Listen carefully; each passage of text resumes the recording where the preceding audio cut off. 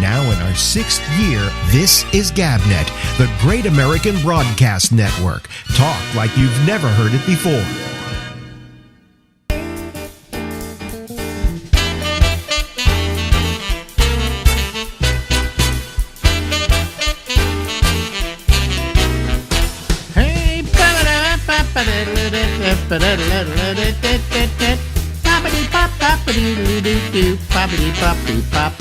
Hey, it's the Ramble. Hey, it's Alex. Hey, we go until midnight tonight from the East Coast of the United States. Ladies and gentlemen from Massachusetts. God, I'm glad there's somebody in my time zone. Yeah. You know, everybody else I talk to is in another time zone. Bubbles in another time zone. Pearl's in another time zone. Right. Durst is yet in another time zone. Same time zone. Durst. Let me see. I have another friend in Ohio who I call every now and then. He's not in this time zone. So you're in my time zone. Yeah. It's absolutely gorgeous here today. It's in the 90s. I know. It's let me look at my watch. It's currently 82 here in New York. Right. And occasionally I have to turn on the air conditioner over here, but I try to keep it off because it has a tendency to make a little bit of noise when I'll show people what I'm talking about. Maybe you can't hear it, actually. A lot of people, when I turn this on, say they can't really hear it. Can you hear it? No. No? If I turn the mic up. Can you hear that? See? A little bit. You know, it's okay. It's fine. It doesn't cause a problem. Right. So anyway, how's everything in Massachusetts? Are you guys going maskless now, or? We in 12 days they're going to open up everything 100%. I'm wondering why they do that. Here in New York, on Monday, our governor said on Wednesday we're all going to be able to go maskless. Right. Well, what's different from last Monday as opposed to Wednesday? What can possibly happen? People have to learn how to take their masks off? You know, so what? You still have to wear a mask when you go in a store. Not here. No, unless the store says you have to. You don't. Right. You don't have to. Okay. Okay. Well, every store I've been in says you have to. Oh, okay. Well, then that's up there. I you know something. I'm going to go out today without a mask. I did it last week when the CDC finally said we didn't have to wear one. I went for a walk. I've gone for a walk every day without a mask. Yeah, I did it without a mask. With me. Yeah. I said it kind of felt like the first time I ever jumped into a pool without my trunks on. You know, went into a pool bare ass. You know, that free feeling you get, you know, with your balls floating. That's an image I don't need. Yeah, well, I mean, I don't, you know, they need to float now because as you get older, they start to, you know. In fact, I'm gonna have to attach, I think, to my testicles a roller skate pretty soon. No. Just to, you know, make just sure. to move along, huh? Yeah, yeah. But anyway, so I mean, I felt.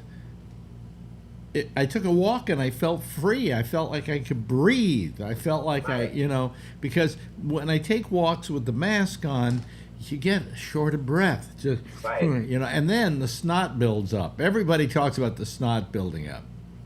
Yeah, what's up with that? Is that allergies? Is that the pollen? Well, allergies have something to do with it, but I think it has something to do with just the fact you got a mask on and it's inhibiting your breathing, and so you your nose starts dripping. However, they don't make these things to accommodate a nose drip. They should have like a built-in tissue or something. They blow your nose. You know, or I'd be walking down the street when everybody's wearing masks, or supposed to be wearing masks, and my nose would start dripping, so I'd have to lower the mask in order to wipe it, and everybody's looking at me like, why are you lowering your mask? Right. Sorry, I got a drippy nose, you asshole. You know. Like, it's their business anyway. Well, you know, up until recently, I would get pissed off when I saw people without a mask. Oh, me too. Yeah. You know? But you didn't want to. But you didn't dare go up to them and talk to them about it. Right. Because they were probably a Trump supporter, and it was just going to be a waste of time. Well, today, and this is being played on a different day than we're recording it, but today in Congress, a group of Republican congressmen refused to wear a mask. Okay? Right. Making it a political issue, and it's not a political issue. Right. Has nothing to do with politics. Whether you're left or right, you can still get COVID. And yes, I know things are much better, and your chances of getting COVID aren't that great any longer. But let's not tempt fate. Let's not take a win and turn it into a lose. Let's not poke a sleeping bear. Yeah, we don't want it creeping back. We want to take care of it once and for all. And what they're doing to their constituents is saying something very unhealthy. They're saying to their constituents, go ahead, you don't need to wear a mask. Right. We're not going to wear a mask. We're fighting wearing a mask.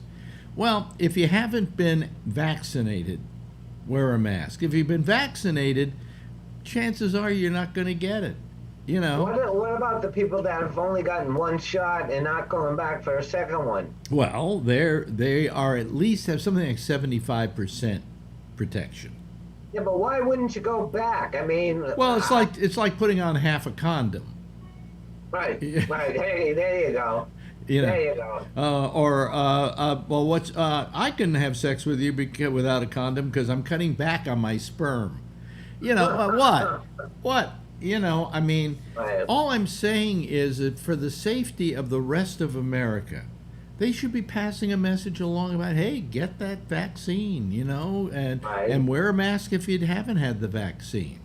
I would agree with these Republican senators if they said, well, we've all been vaccinated, so we don't think we should wear the mask. They have an argument, okay? Right. But they won't say who was vaccinated and who wasn't vaccinated. So you're not telling us that. Then wear a goddamn mask, you moron. Meanwhile, they're not getting the vaccination because supposedly Trump was against it, but Trump got the vaccination. Oh, Trump wasn't against the vaccine. No? No, he wasn't against if they're saying that, they're wrong. Why are the Republicans on a whole against the vaccine? Who knows? It makes no sense. The vaccine obviously works. Right. We have, something like, how many 300 million people have had it so far? It's an incredible amount. Over 50% of the population has had at least one shot. Okay, and the numbers have just plummeted. There are 15 states where they didn't record any deaths the day before yesterday. Right. Okay? Doesn't that say that this thing works? Oh, yeah. And that they should be encouraging people to get it. And, for those people who say, well, it's like the Tuskegee experiment, the black people say this. Right. No, it's not. Because I took it, and you took it, and a whole bunch of other people took it, and look at us. We're tap dancing. Okay? Right. Well, I'm not tap dancing at my age, but... No, well... I do a good waltz clog, though. To this day, I still do a good waltz clog. There you go. Yeah. Do you know what a waltz clog is? Did you ever? No, I know what a waltz is. So you're you never were sent to tap class like I was. No. Yeah, I made it through, I think, 6 sessions of tap dancing class, and I learned the waltz clog, and that was it. I'd show it to you, only I have to be full body to. I have to show my feet and everything, and But it's basically, if I did it, you'd say, "Oh yeah, I've seen that. That's it's the standard tap." I know it. I know what it is. Yeah. 1, 2, 3, 4, 5. Bum ba da ba dum. Bum bum bum bum bum bum bum ba da ba dum. Bum ba da ba dum. Bum bum bum bum bum bum. Yeah, that's it. I'm doing it without my feet. I'm just doing it with bum bumps. Very nice. You people out there didn't know I was that fucking talented, did you? Huh? I'm glad you've retained that information. Not only can I do a talk show, but I can tap dance too. Wow. Never. You can tap dance without getting up. I'm not quite sure how that works. You know, for all the time I've been on stage, because I used to introduce all you guys and Right. do a little bit of time myself, I never tap danced for everybody. I should have. They would have respected me for that. Oh yeah, Yeah. they would have gone wild. You guys would have had more respect for me, like, he's not just that guy who puts us on the air. He happens to be able to tap dance. Right. Oh yeah. Yeah, now I have respect. Yeah. Yeah. I'm sure that would have changed everything Well, had we known you could tap dance. You know, when I see a good tap dancer, though, aren't you just awed by it? Yes. I mean, Yes. just that they've so committed themselves to this thing. It's the thousands of hours of practice Hmm? that just blows me away. Well, let's face it. You've had thousands of hours of practice doing comedy. Yes. You know, so And don't forget, I trained for 7 years before I started doing stand up. yeah. Okay. So what I'm saying is that when it's something you really want and something you really like, Right. okay, you commit yourself to it. You know, Yes. I committed myself to radio. Right. Right. Right. 100%. You're either in or you're You're out. either in or you're out. You know. Yeah. You can't just dip your toe in the water. And I took a big chance, because if I think about all the people who are in radio, who are working in small markets, running small shows, just disc jockeys, you know, people Right, like that, Right. to get where I got in my business, it's pretty amazing. Yeah. The odds of that were exponential, astronomical, and I managed to do it. I took the chance and I did it. I think I did it. I think I did it for my uncle. Nah, you No. did it for you. No, I did it for my uncle, because my uncle, he said, "What do you want? What are you going to do in life?" I said, "Well, I'm gonna be a radio announcer. I'm gonna do radio shows." And he looked at me and he said, "You know, you're crazy." You know, Right. he said, "Come work for me at the store." He had like a store that sold baby supplies. Right. And he said, "I'll train you in that." And he said, "You could maybe someday take over the business." And I went, "I'm going into radio. I'm Right, sorry. right, I don't want to right, sell. right. I don't want to sell rattles and diapers. You know." Right. That's like I was selling shoes. Yeah, but the day I was really, I guess, proud of myself was somewhere along the line I had gotten into the business, and I had been doing the business, and I'd been working in it, and things were getting better and better. And he said to me, "I guess you made the right decision. Well, there you go. Congratulations. You managed to do it." You know, and I felt good about that. I felt really good about that. So, Right. you know. But tap dancing was I always wanted to be a tap dancer. No, no. You would have taken. You would have dedicated yourself. I would have to a taken. contest I would have taking taken. lessons. I would have taken more than 6 lessons. Yeah. That's correct. Then let's see. What did you ever study any instruments? Formally study or play? Play and study. Drums, Drums. a little guitar, And a little tiny bit of banjo. banjo. But banjo is a lot easier to play than most people think, right? Well, I played pre-Scuggs. You know, Earl Scruggs came up with that roll with the finger picks. Yeah. And I played the banjo that was before that. It was called claw hammering or frailing a banjo. Yeah. Boom, ba boom, ba boom, ba boom. Right. In other words, you go across all the strings at the same time. You're not picking the individual strings. No, you're thinking of a 4-string banjo. This is a 5-string banjo, and it's called, another term for it is drop thumbing. You'd have to go to YouTube and look up frailing banjos. What banjos? Frailing, Really? yes. I will look that up later. Or go and just plug in the Carolina chocolate drops. The Carolina chocolate drops? Right. Let me write that. Well, I'll remember that. Carolina chocolate drops. Okay. Right. All right. Okay. So, so my father wanted me. My father was a violinist. Really? So when I was a child, he bought a miniature violin for me. Really? It was a half size. It was like this big. Okay. Right. For a little child to be able to play. And I just sat there in my room. I didn't do anything with it. Never touched it. So then I grew up a little bit. My father said, well, the family, everybody in the family were musicians. My aunts, Really? my uncles, my everybody. Okay. I had a cousin who was Marcus Gordon. My middle name is Gordon. I was named after that family. And he had a wife, Leona, and she was an opera singer, and he was a pianist. That's the family I grew up in. I don't know if you ever saw Five Easy Pieces with Jack Nicholson, but he's in his family of nothing but musicians, and he isn't one. Right. And that's how I felt. So anyways, I learned the violin, Alex. Okay, so my father sends me off to a violin teacher. And I almost think he's like Mel Blanc on the Jack Benny show. When he heard me try to play, he was like, God, I'm getting paid for this. I got to get out of here. Right. I hate. Now, number one, I hated the violin because you had to hold it under your chin with your arm up, and I'm lazy.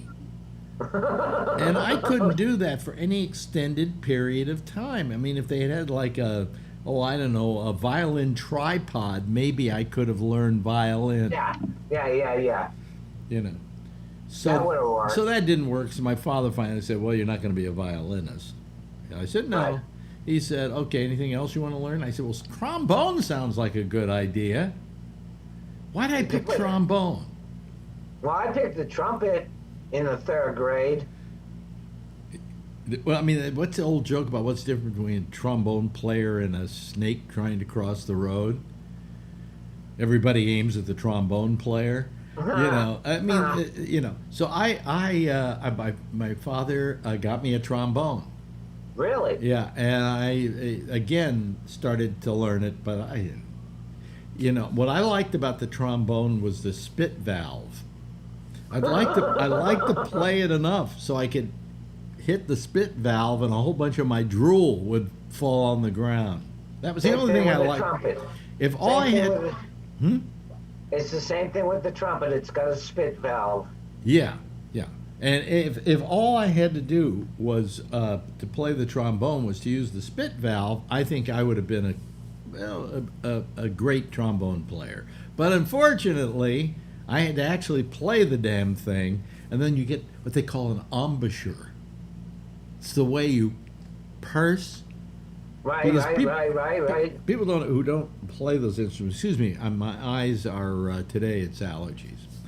An embouchure is when a trumpet player or trombone player puts his mouth over the trombone or trumpet and goes. Basically, that's it. That's what they're doing. They're making that noise. But they're making it into the trumpet, and it comes out as a note. Right. Okay. So I got a pretty good embouchure. I learned how to get an embouchure. Really? But I had to hold the trombone up. And it's a big instrument. Yeah. So I taught myself a little piano. A little piano. And that was it for me. And I went to radio, and one day my father said to me, you know something? He says, I'm sorry you never learned an instrument, but you play a turntable better than I play the violin. So, wow. And Isn't that nice? Yeah, I was still a disc jockey when he said that. So, Explain to me why people go to a concert to watch a disc jockey. Well, because they happen to be younger than we are. I mean, I don't get it. They're just up there spinning records. The first day I knew I was getting old, I was at Live 105. I was in my 40s, okay? Right. And they said, we have this guy, and he's coming in, and he's one of the biggest musicians around. And I said, oh, great, well, send him in.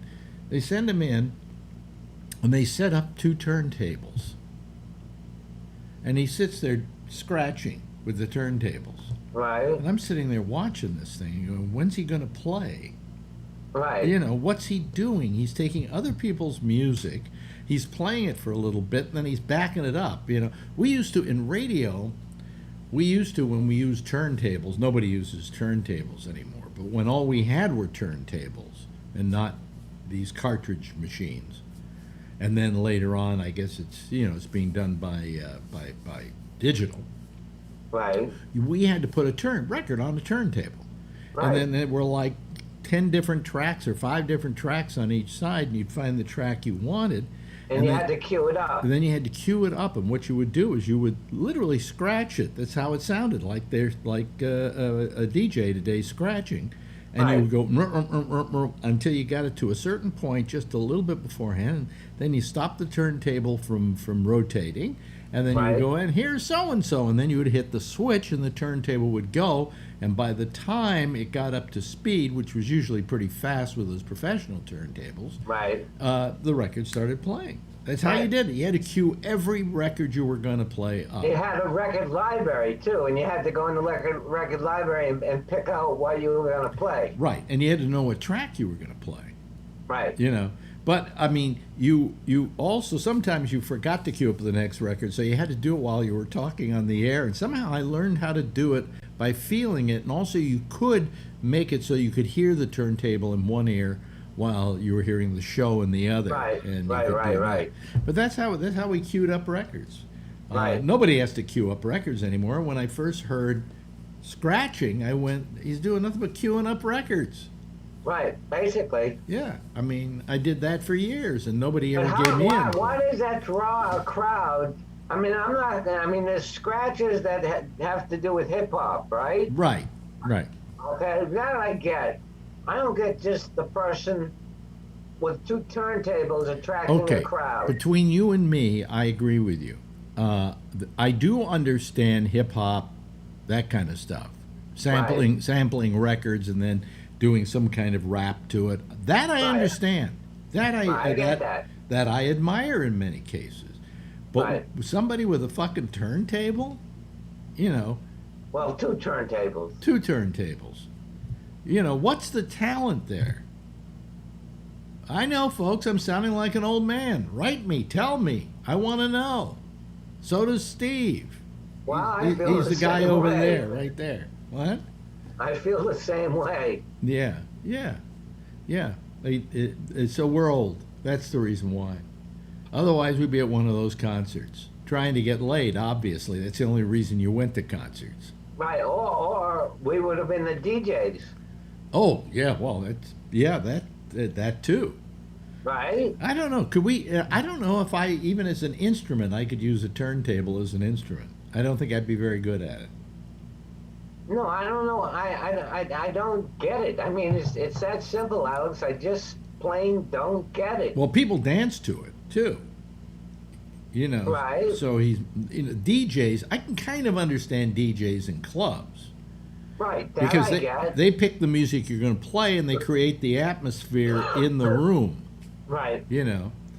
But as you say, I don't understand these guys who are just scratching away. You know. But They're doing concerts. They're doing concerts. I know they're doing concerts. Hey, listen, I don't understand why I'm sitting here with 5 people watching me, and some 13-year-old who's giving makeup tips is getting 1 million views. I want an answer to that one. Oh, wow. You know, I'm working my ass off to do the best show I possibly can, and she's saying, and then you put a little eyeliner down here, and it's going to highlight your eyes. Oh, 1 million views. She's so terrific. Are you serious? I'm absolutely serious. Look, go on the web, say, who are the most highest rated podcasts, and you will find that there are people there doing makeup tips. You know? Makeup tips. We get to put a tag on our shows, you know, that says what the show is about. So if somebody types in like Alex Bennett, it will show up. Right. So I'm thinking of doing a tag just says hashtag makeup tips. and see how many viewers I get. Yeah, really? Yeah. Makeup tips and hot sex. Hot sex, that would be another one. Come here for some hot sex, okay? Hey, I just looked at the clock. Do you know we've gone for over 24 minutes now? No. No, I know. It's amazing, isn't it? You're so easy to talk to. I could do a whole 2 hours with you. Sure. You know? Wouldn't be a problem. But yeah, I mean, we really should go on and just say fuck my my citizen panel, and you know. But we have other. What quickly? I'll just go over. Fuck it. What? Who else don't you understand? What other things don't you understand? What don't I understand? Yeah, I mean, like the playing turntables. I don't understand or see the entertainment in slasher movies. Really? Okay. All right. I don't get them. I don't want that. I don't like horror movies. Mm-hmm. None of that. Yeah, but you know what I don't understand? What's that? Joe Rogan. Why is this guy so popular? He was a terrible comedian. Right. And he's not that good a broadcaster. And he gets Well, $1 million from Spotify to be exclusively on Spotify. I don't know. I'm not. If I was in charge, we'd both be making a lot of money. Yeah, but we're not in charge. Right. So you know, who knows? So can you loan me a few bucks? Yeah, I wish. I wish. Anyway, let's do this again next week. This is just so All right. enjoyable. I just love talking with you and just chat. Yeah. We chat. You know? We do. We really do.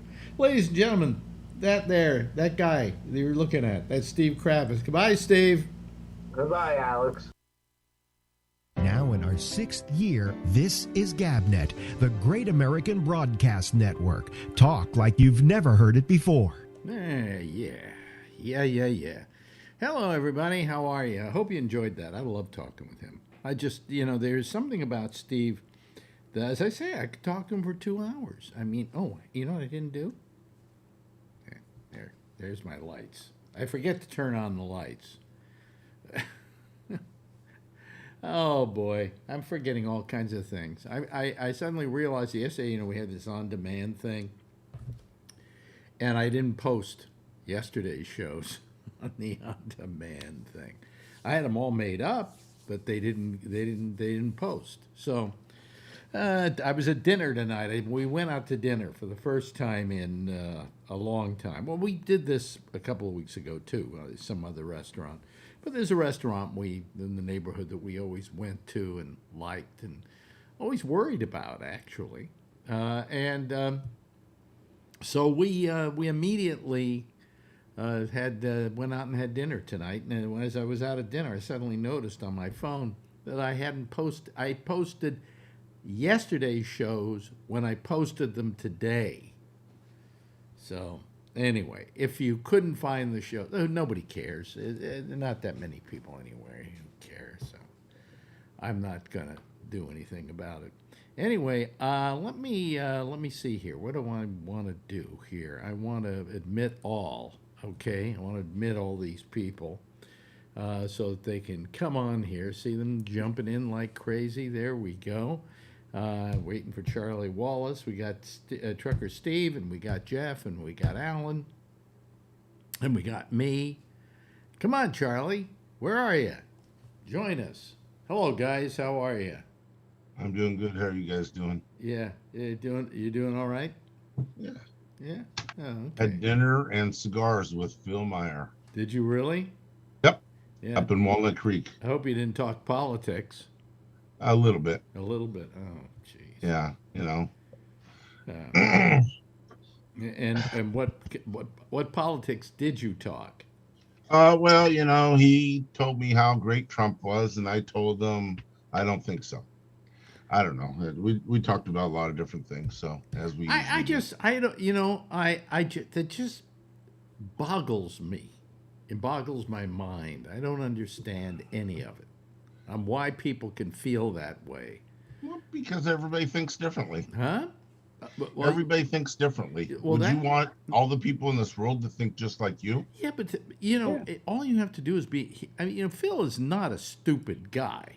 No, All far right, from it. Far from it. He's Absolutely. not stupid, but man, how can you not be stupid and think Trump is a good idea? Yeah, okay. Well, as liberal-minded person that I am, I agree with you there, Yeah. but everybody thinks different. I mean, I have some really good friends that are Republicans. Most of them aren't as committed as he is, but some, and I like having friends that don't think the way I do all the time. Well, I mean, look, I understand that maybe you're a Republican and you're bothered by the fact that you don't want people to think that your guy was terrible. Okay? Right? Sure. But there's a limit to that. I mean, how much are you going to let the guy get away with before you say, that's the most I'm going to put up with, Well, if it's not a very good friend, then you say that. But when Phil's like a mentor and a good friend to me, and I would never say that to him, based on what he thinks differently. I mean, you've known him a long time, Alex, longer than I have. Well, I've known him long enough to be able to call him a moron.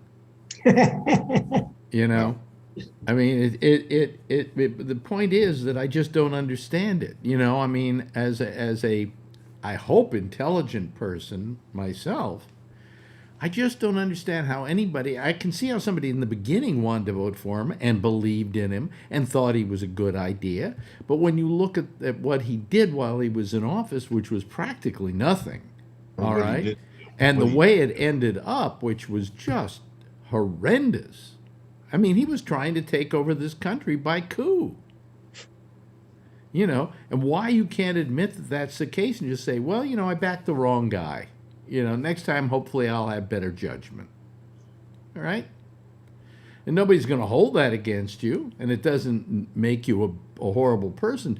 But when you doggedly keep going with this guy, I mean, how much does he have to be? Does he finally have to wind up in prison before Phil will admit it? If he ends up in prison, a lot of Trump supporters will still support Trump. I guess. Like Jeff loves Trump. Yeah, sure. That's funny. And Ray's a big. But where's your MAGA hat tonight, Ray?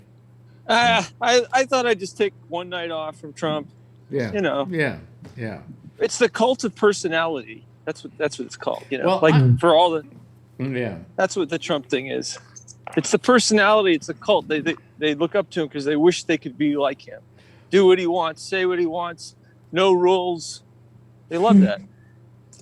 Yeah, but I mean, is that a good idea for a president? I mean, is that what you wanted? No. A president? It's insane. But it's just nuts. I mean, the scary thing is, okay, and I probably won't live to see it because I'm getting along in years, okay?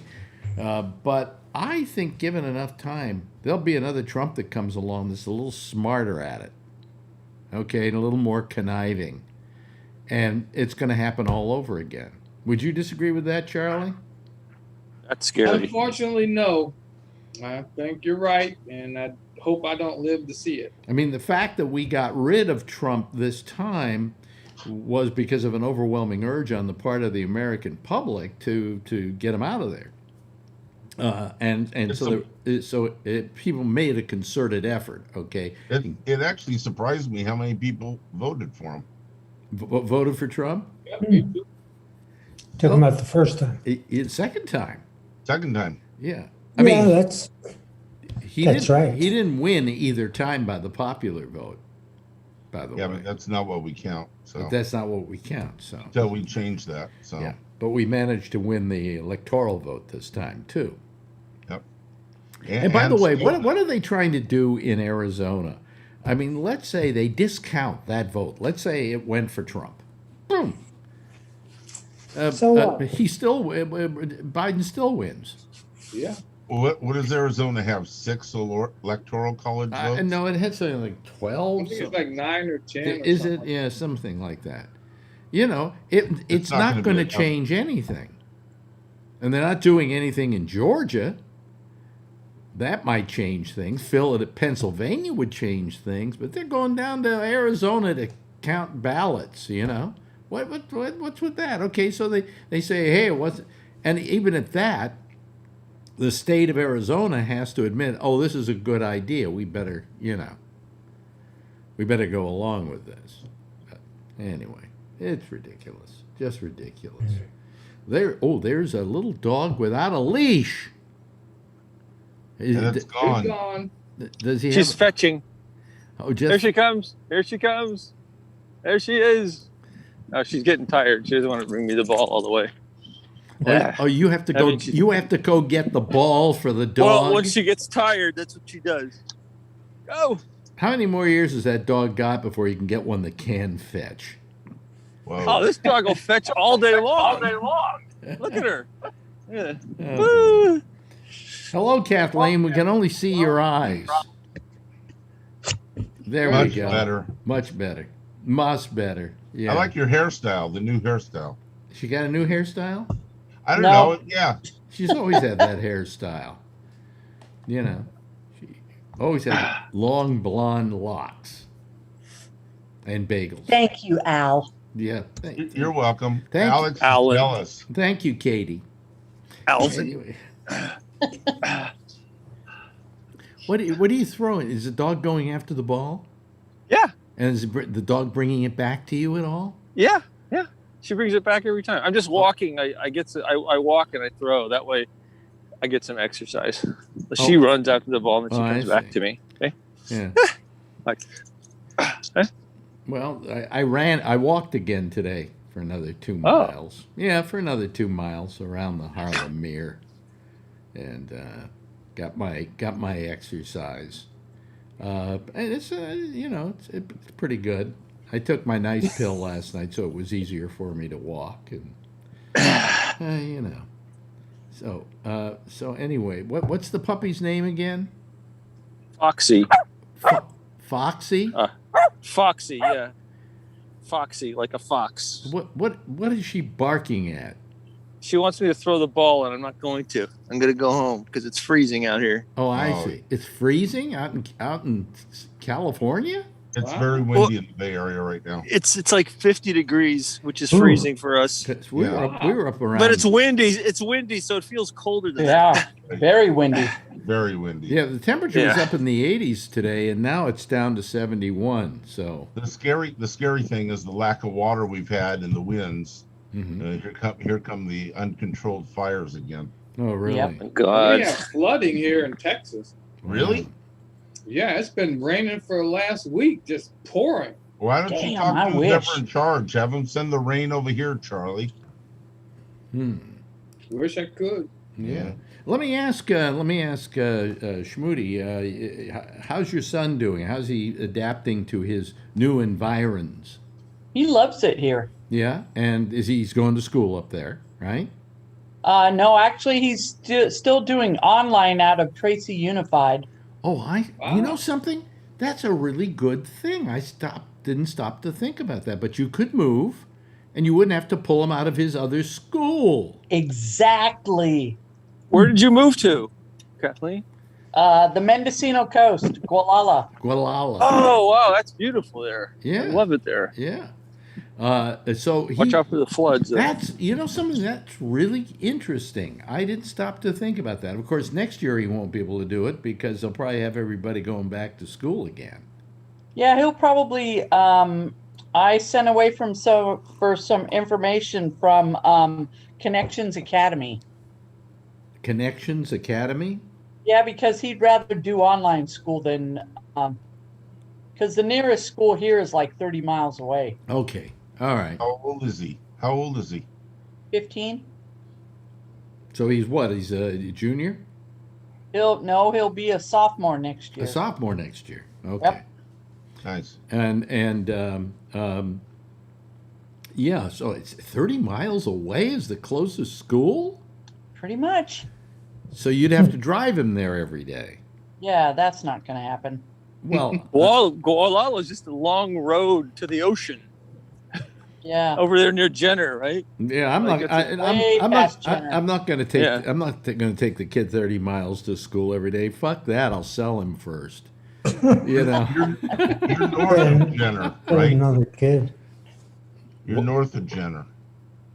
Yeah. Yeah, yeah. It's very nice up there. Very nice and very small. Gualala, Yes. the city, is what? It's got a bar. That's about it. Yep. If I remember A correctly. hotel, a couple grocery stores, some other shops and whatnot. Yeah, yeah. Where's the closest big grocery store? Would be Guerneville. Guerneville. I used to call it Guerneville or Fort Bragg. when Wow. I was a kid. I used to call it Gurneyville, Yeah, it's but it is Guerneville, isn't it? Yes. where the Russian River runs. Yep. Yes.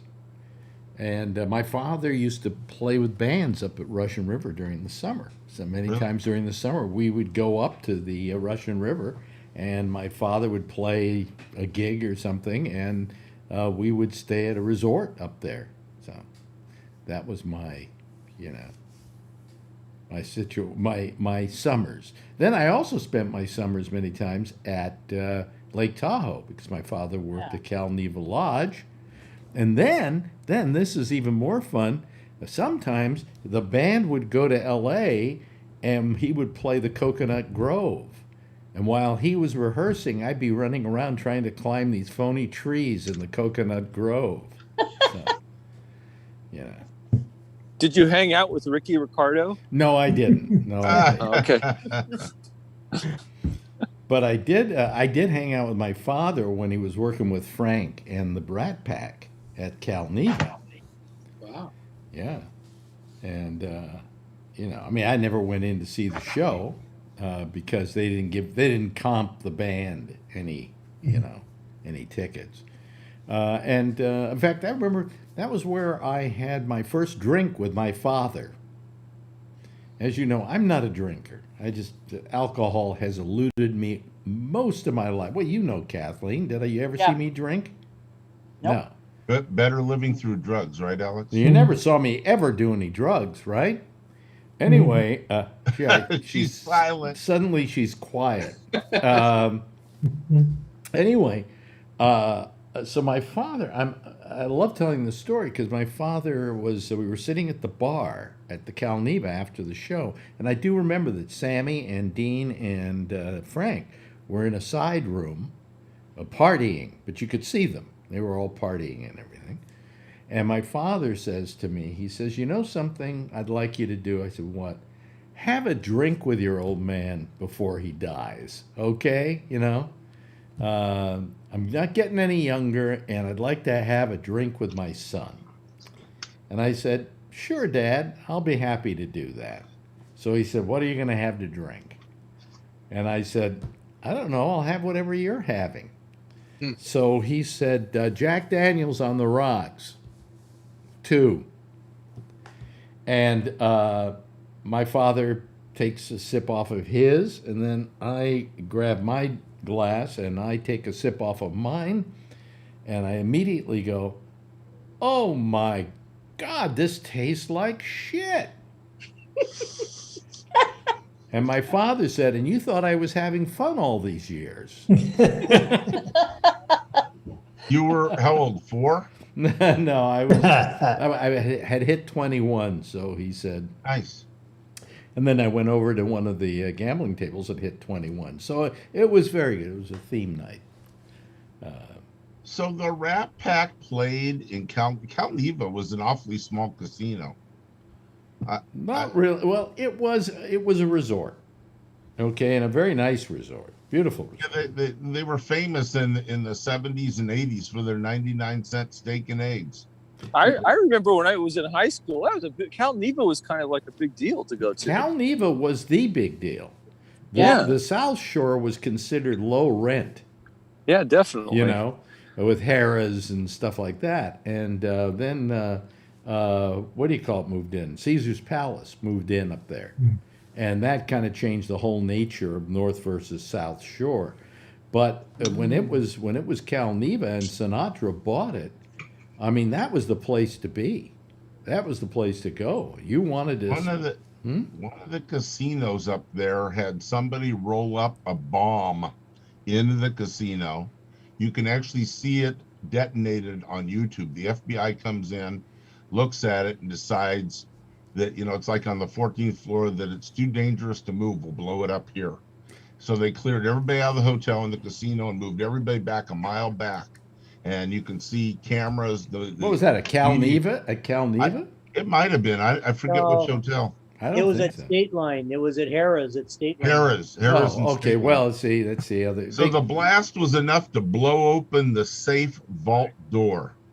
On the ground level. So you can imagine. Oh, when was that? Like 75 or something like that? Yeah, something like that. It was, yeah.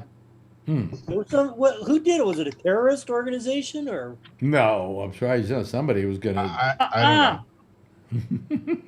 I don't know. Bad cat. Cat wants my ice cream. Hey, Alex. Yeah. Didn't you used to have Paul Mooney on your show way back? Well, I was going to talk about Paul Mooney tonight. Yeah. I was going to talk about Paul. Paul Mooney. Anybody know who Paul Mooney is? Anybody familiar with Paul Mooney? I saw him with Chris Rock. He opened for Chris Rock. Yeah. Paul Mooney died today. Heart attack at his home. He used to do your show all the time. Yeah, at his home in Oakland. Yeah. And I got to tell you about Paul Mooney. I always liked Paul. Paul was not the easiest person in the world, but I always enjoyed what he had to do. I always thought he was doing something important. He used to write for Pryor. He wrote for him in Living Color. What? Red Fox show. Did he write for Red Fox show? Yeah. He wrote for the Richard Pryor show, the short-lived Richard Pryor show, and was on it too. He was but the thing that he did for me that just solidified him with me. I knew him, but I didn't know him like I was real pals. Like I'm pals with Bubbles or I'm pals with a lot of the other people that we have on here. But he would do the show in San Francisco quite often. And when I finally wound up working at Sirius XM, I had the opportunity to have him on. And there were these two guys, Opie and Anthony, who ran a show at Sirius XM over across the hall from me. And they didn't like me. And so Paul Mooney's a guest on their show. And somehow the subject of me comes up, and they start putting me down, saying horrible things about me. And Paul Mooney says, "Stop it." And they said, "Why?" And he said, "You two guys wouldn't have a job if it wasn't for Alex Bennett. He made the coast clear for people like you to do what you're doing. And how dare you put him down?" And then he came over to my studio and told me what he had done. He got up and walked out. Wow. That was the biggest solid I think anybody's ever done for me in the business. Nice. I mean, and he Did they have respect for you after that, Alex? Were they more? Somewhat more. At least one of them. Okay. Anthony, I think, had a little more respect for me. But I mean, it was Opie that was the prick, But I mean, it was just the nicest thing anybody had done. And this was a guy who didn't owe me anything. He wasn't one of the guys who benefited from being on my show in San Francisco. He just was on it and he enjoyed it. But I just, when he did that, I just went, boy, what a solid. He didn't have to do that. And yet he was that aware of what I had done and the importance of maybe the minor importance that I had to the comedy business, that he wanted to tell them, hey, you can't say that, and then got up and walked out. So that's how I remember Paul Mooney. Great guy. Yes, Alan. What? I can't hear you. You're muted. Great point. Yeah, sorry. I have no idea who Paul Mooney is. Who was he? I just told you. He's just Oh, okay. He was a local comedian. He was a comedian. He was good. I like him because he made everybody uncomfortable, or at least the white people. Yes, So I think yes, it's funny. yes. And that's what I liked very, about very, him. very truthful, but in a comedic way to educate you and to make you think, and like I said, to make certain people uncomfortable. And I was fine with it because it educated a lot. At times when I watched Paul Mooney, I wondered if he was a comedian, if you could exactly describe him as that. Right. Because Yep. what he did was so different and so unusual. Yeah. And I always liked him. I always thought he was terrific. You know, always thought he was terrific. And Alex, I mean, the bringing comedians. I mean, there was that time, that window, you know, that you had, especially I think at Live 105. But I mean, nobody was bringing on comedians, and not to say that you launched all these comedians, but I mean, all the comedians you had from Robin Williams and from all these guys, I mean, they wouldn't have had the publicity that they had without you, right? They had like all these morning Zooms on and all these stupid shows that were trying to be funny themselves and not letting the comedians be themselves. Well, the other problem was a lot of these morning zoos would take in a comedian, have a comedian come on their show, and then they would sit there during the break and go, now you tell a joke and then I'll tell a joke, and then you tell a joke and then I'll tell a joke. And I always found that horrible, because what I did is I brought them in and I said, go ahead, be funny. You know, I'm going to be here tomorrow. I don't need to get I don't need to get the joke to make the joke. And so comedians love my show because they felt this freedom to not perform. In other words, I don't want you coming in and doing your act. Yeah. You know, just come in and be you. That's what I liked about your show. Yeah. It was freeform, you know. It was just it's like a bunch of guys just rapping about whatever the news was. Yeah. Well, as I said, I kept saying to him that, you know, you're not required to be funny. You know, if you happen to be, fine. You know, but just we're having a conversation here, and just have the kind of conversation you'd have. And what it turned into, you know, comics when they're together start riffing with each other. What they're doing is they're practicing material and trying it out on each other. And that's essentially what happened with my show, is that when I get these comedians together, they'd start riffing off of one another. If you want to see a perfect example of that today, watch comedians in cars getting coffee. That's exactly what's happening between Seinfeld and the people he has on that show, is that they're riffing off of each other. And it's very reminiscent of what I remember, you know, going through and seeing. Was Steinfeld ever funny? Seinfeld may be one of the best comics that ever lived. I guess I don't get his humor. Well, I mean, he's amazing. He's amazingly good. You know, he's a what are we going to call it? He's a tactician. He's a mechanic. You know, he has a process, and he uses that process. And if you watch him, he never, ever uses a dirty word in his act. Right. Cleanest act in the business. That's why when he did the TV show, which was maybe one of the dirtiest TV shows ever done, everybody was completely surprised. I mean, whole episodes on masturbation, for crying out loud. You know? I mean, Master of my own domain. Master of the domain. Master of my own domain. Are you still the master of your domain? See, I always thought Rodney Dangerfield was the funniest, or one of the funniest comedians. Dangerfield was funny. He was funny in a different way. I mean, you know, they're different kind of comics, and they do different kind of things. I mean, I'm sorry that you don't like Seinfeld, because I think he did. I didn't say I don't like him. I just don't find him funny. I think he's very, very funny. You know, but what's lovely about the show Comedians in Cars Getting Coffee is that he also defers to the comic he has on and lets them riff, you know, let them do their thing, which is very hard for most comics to do. Like they found that every time anybody wanted to find a competitor for me in San Francisco, they would immediately go out and hire a comedian and say, if Bennett has comedians on, having a comedian on every morning will fit the bill. And so they put on comedians, and comedians didn't know how to do what I did, because what they did, I never competed against the comedians, because I wasn't a comedian myself. And so I played straight man to them. That was the thing I did best, was play. I was the world's greatest straight man. And if they hired a comic to do a show, he would then bring in the comics, and he'd want to be the funny one. And that didn't work. That wasn't when they were trying to compete with me. That isn't the way you compete with me. And so what we had going in San Francisco, that show was very special. There was never anything like it. There will never be anything like it again. It was perfect for the moment that it happened.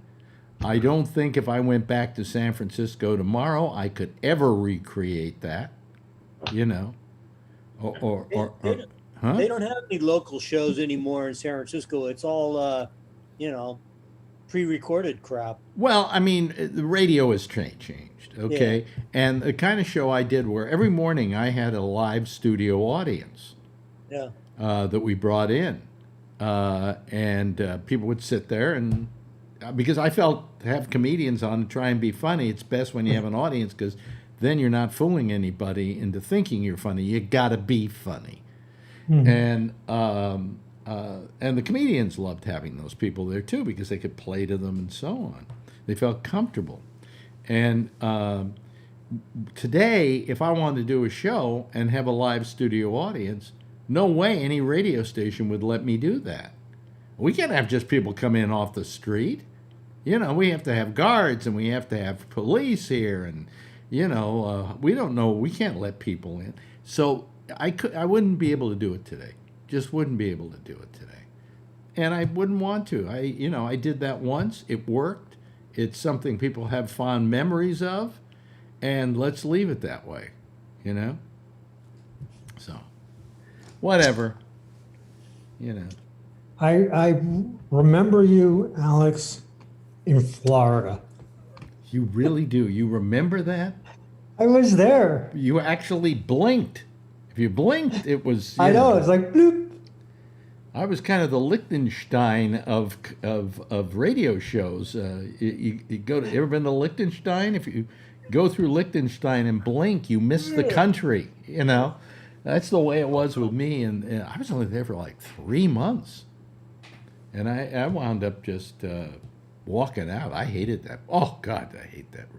And then San Francisco realized that they missed you, and you went back there and got rehired, huh? Well, the general managers had changed, and the old general manager said, "This place is turned into a ghost town. We better do something about it. Let's hire Alex Bennett back." And I had been gone for like 10 months, and so enough time had passed, and I came back, And then they rehired me, and then they asked me to leave again a couple of years later. I think you're a San Francisco gem. Huh?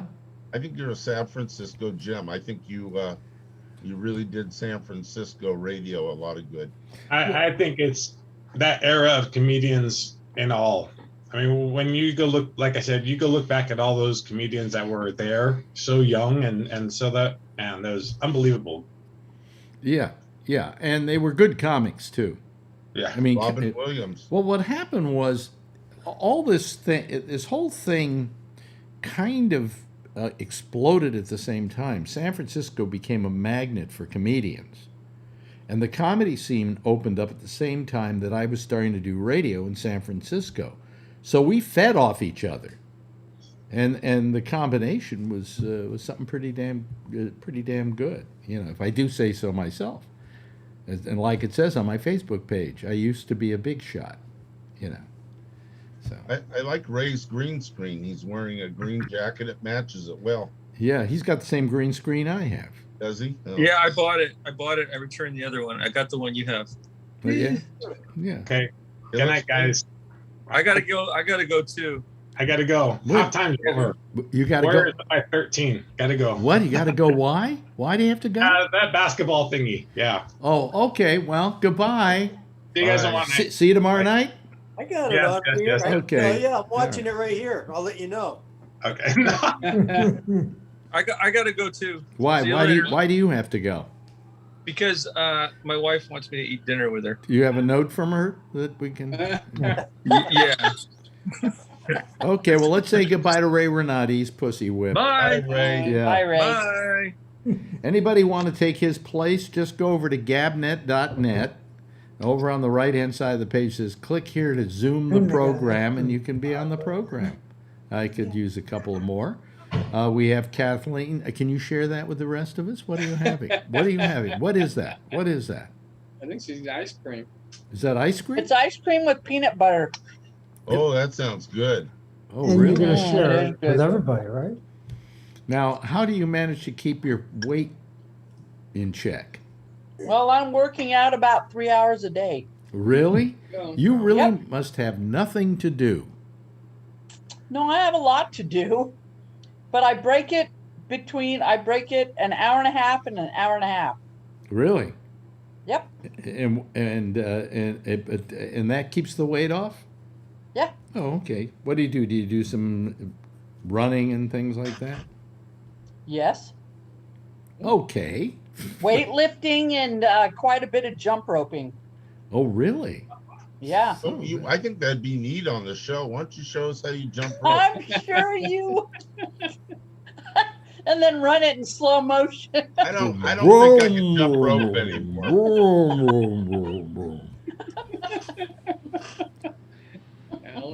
You would really like that, wouldn't you, Alan? You I would. dirty I old would. man. I'm a dirty old man. Yeah, yeah. A Right. youngster. Right. But no, I mean, I wouldn't want her to do jump rope here, you know, because I wouldn't do it. she'd knock herself out. Uh-huh. Oh! Put an eye out with that.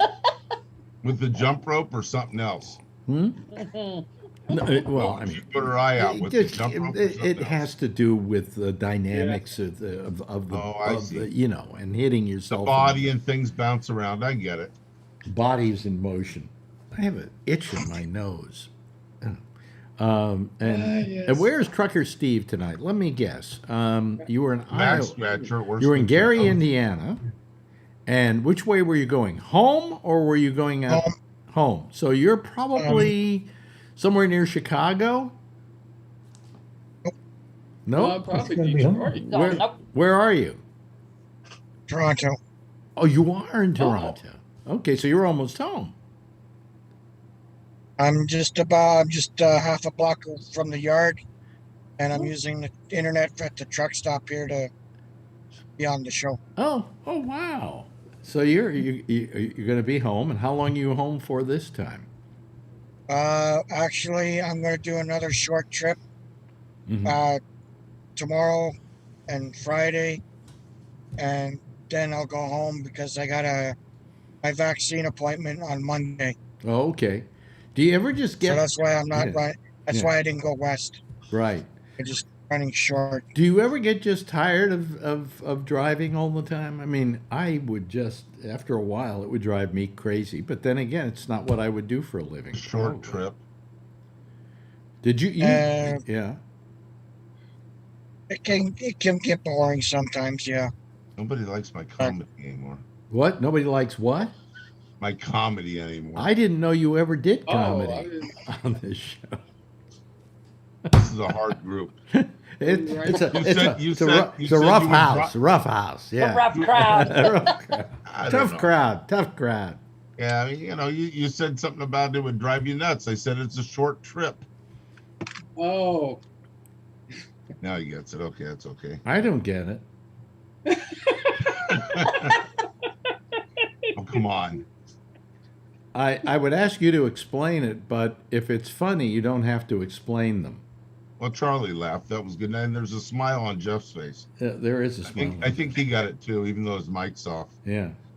Well, I mean, now I have to rely on your comedy because Ray's gone and Brian is gone, you know, and nobody has decided to join us.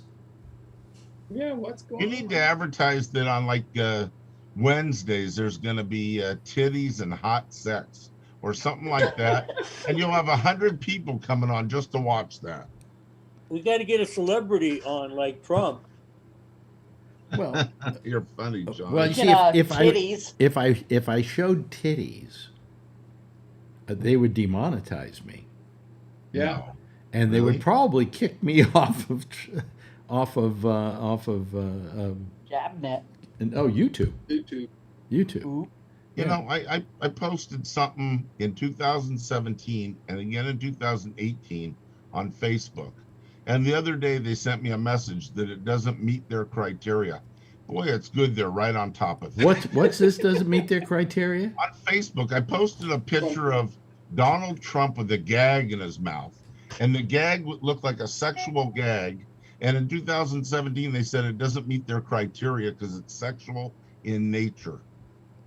And then I posted something else in 2018, and just this week, they've said that they're going through their old files and saying, this doesn't meet our criteria, so we've taken it off. I'm like, and then they want to know if I agree with it or I want to fight it. I'm like, I don't want to fight it. Sure, I agree with it. It was 3 years ago. It's nice to know that Facebook's on top of things. Facebook, all of them are difficult to deal with. You know, man. there's a limit to what I can do here. You know, and you own the place. Yeah, you know what I was thinking of doing? This is just for the fun of it. I was thinking of taking audio from porn films. And running it on Gabnet on the live feed one night. Just overnight.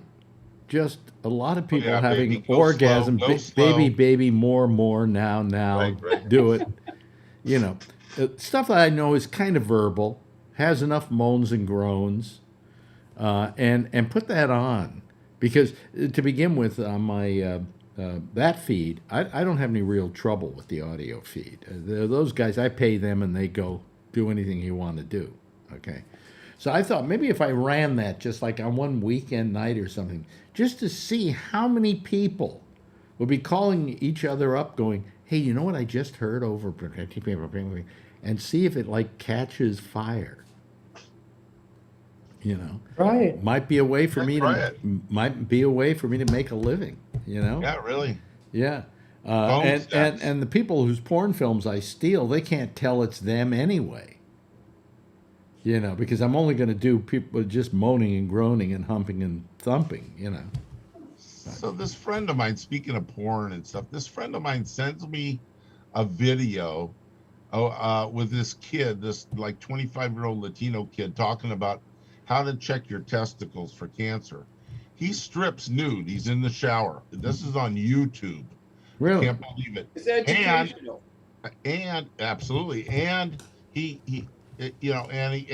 fondles his testicles and stuff, shows you how to check them for lumps and stuff like that. And then a little, 3-second speech. He's called Johnny Rapid. I'm like, okay, I've got to look this up. Who the fuck is Johnny Rapid? He's a world famous gay porn star, but he's married to a woman. I don't get all that, but whatever. And he's got like 200 porns under his name. And I'm like, I never heard of this guy. I guess I don't watch the right porn. I'm not watching gay porn, but I'm like, I mean, this was kind of just like weird, and I couldn't believe that YouTube allowed it. So, there's Jack. There's Jack. He's waving Jack, his finger. You want me to send you a copy, Jack? Please. Yeah. Hey, now this is serious stuff, though. I had a cousin who developed testicular cancer, and he lost one. This is about the fourth time that I brought up. How do you develop testicular cancer in a dark room? That was funny. Yeah. But this is stuff that men never talk to other men about. What? Right. What? It's all good down there. Hasn't worked in 5 years, but what the hell? It's well done. It's just him. There's no. I mean, Oh yeah. It's well done. It's well done. It's art. It's art. That's why I'm watching it. My It's friend art. says to me, "Can you believe that they'll allow this on YouTube?" And I'm like, I guess. And and I'm like, why Well, would they? I mean, here's the thing that bothers me about YouTube is they would kind of maybe complain about something like that, and they really shouldn't, because that is, I think, an important message to get across. Well, it's demoed right in front of you, and stuff. And I mean, he does an okay job. He's not an actor of like being able to talk to people. I'm sure he's a lot of. Wonder if I could do one just on how to masturbate. Well, you should ask him. An instructional video, how to masturbate. Well, yeah. Huh? Oh my friend sent me it and says, "Can you believe what they put on YouTube nowadays?" I said, "What were you searching for when you found this?" When they asked you that question, you should say, "Have you seen the Alex Bennett program?" Yeah, really. There you go. Yeah. Can you believe what they put on YouTube? I always like the way Jack, when he calls us, is hiding behind his microphone. Well, wait a minute. Let me take a look. Oh, that's better. It doesn't have to be in front of you. It could be off to the side. We still hear you. I'm not so sure how sensitive. Well, let's see. That's fine. Okay, how's that? That's Does fine. that sound okay? It's good. Okay. And move your camera a little bit so we see your full face, so you don't look like Kilroy was here. Well, I am Kilroy. Yeah, there we go. See, You know, Jack, you could come on the show on other times. This is about the 4th time I brought up a subject, and you came in, and that's good. But you know, it'd be nice to see your smiling eyes on other times too. So you had a friend who developed a testicular cancer. No, I had a cousin. Cousin. Cousin, yeah. And what they have my to, favorite cousin. They had to cut the testicle out, right? He lost a testicle. Yeah. But my family is extremely resilient. He had already had a child, and then he had another one, which he called his one ball boy. Wow, there you I go. thought he grew another one.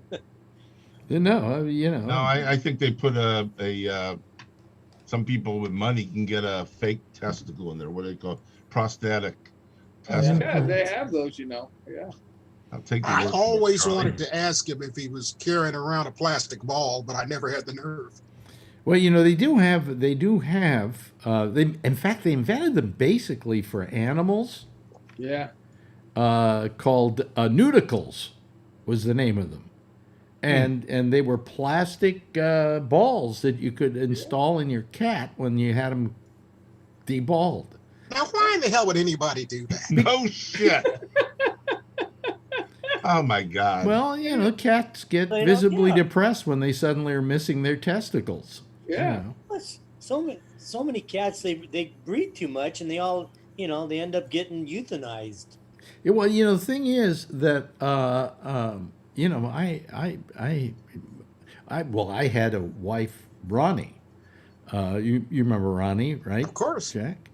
Ronnie, we had a couple of male cats, and she went and she had one of them altered, and then she had another one of them altered, and then she had the third one altered, and I got rid of her before she got around to me.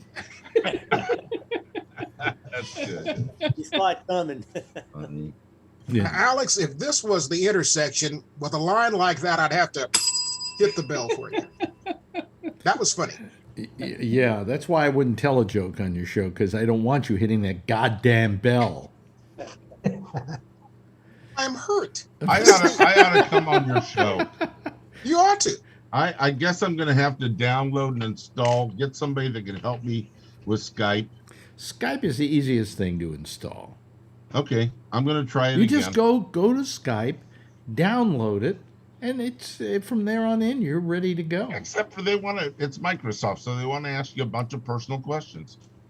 What personal questions? I don't know. I can't remember. I don't know. I'll look into it again.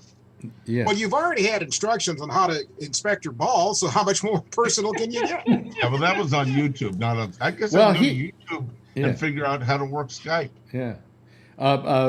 Jack was going to go to Zoom, and I just said to him, you know, as long as you've been working with Skype and it's been working okay, you know, all you're going to miss is Alan, and that's not missing much. So, you know. But no, it's I think that's why he comes here, is for Alan. hell, I mean, Phil. Make up your mind. Our good friend Jeff. Jeff had Skype, and he used to use Skype, right, Jeff? Mm-hmm. Yep. Used to come on the show all the time. We used to I talk know. And socks. now I can't get it to work. You can't get Skype to at work? See? I don't know if the Skype is, and this is strange. I can listen to his show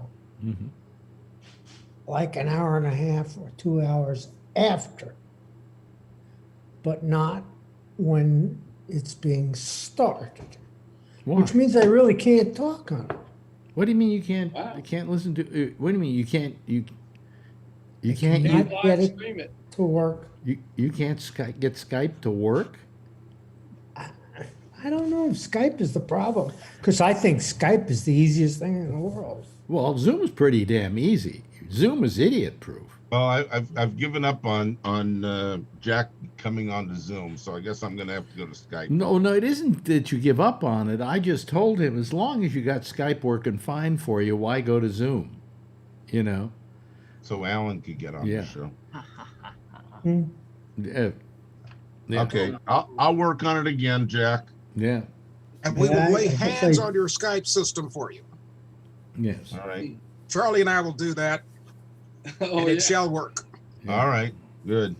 If you say so, Jack, I'm sure that somebody heard you. So anyway, should I announce it on tomorrow night's show? Kathleen will be doing jumping jacks. Really? I thought we were going to have Marla Maples on. Oh. I always hated that in porn films, where some guy is interviewing some woman, you know, and it's gonna be her first porn thing, and they get her to stand up and say, "Do jumping jacks." Yeah. You're going, why are you doing that? What? You trying to knock the woman out? What are you doing? I always found that obnoxious. You know. But anyway. So I assume that your talk show, Jack, is just like this one? No. No, it's nothing like this one. Nothing at all. It's good. Okay. That helped me a lot. That helped me a lot. I guess I'll watch it. He's got a good show, believe me. He's got a very good show. Okay, well. Yeah. I think we get a little day. sillier sometimes than okay. the intersection, rather than the ramble on the intersection. I mean, I would like him to be able to do a show like this where he has video. But well, that's why you said you didn't want me to do that a year ago. No, I didn't want you to do it because I didn't want the pain in the ass that it would be having to put up with you getting up to speed running a video show. You had enough trouble at that time running an audio show. Well, the problem I was having was a matter of nomenclature. You know, you and I talked about that. It was, Well, I finally had to explain it to you in radio terms, and I had to explain that the encoder was like the transmitter, and the dam was once we got the nomenclature down, all right. Don't forget, boy. You know, I worked at smaller companies than you did, where the engineers came in and said, "Don't touch anything." Oh, they always said that to me too. Of course, when I got to a certain point in my career, I never had to touch anything anyway. It was only in the last two jobs that I had that I didn't have to. What was the trick? Didn't have to be a combo man. Once I wound up in Chicago. Wait a minute, I'm trying to think. Minneapolis, did I have to run a board? Yeah, I had to in Minneapolis. But once I got to Chicago, I never had to run another board again. Oh, you had the sweetest deal in radio when you were in Chicago, man, as far as staff behind you. What do you mean? I mean, well, let's see. Correct me if I'm wrong. Yeah. You had a engineer. I had an engineer. I had a musician. A producer. A musician. A musician who was... Yeah, and the musician was with the he just turned your records on for you. No, the musician was in the same room I was in with two turntables. Yeah. And a music stand with the playlist on it. And he was from the Musicians Union. And didn't you have a staff announcer? Well, I had a newsman by the name of Don Cornelius. I think I've heard of him. Oh, wow. Yeah. I know that guy. Yeah, Don Cornelius was my newsman. So Skype is not video, it's just talk? No, Skype is video. Oh, you said something about Zoom versus Skype and you were afraid. Well, no, I just been having to get him to learn how to go onto YouTube and how to encode the program to YouTube. It's a pretty big process. I don't care about it. I just want to get on the show and talk, so okay. Well, just... Well, you're more than welcome. You know what you can do? There is no, we don't have the phone number anymore. We used to have a phone number where you could call the phone number and get on. And I did away with that.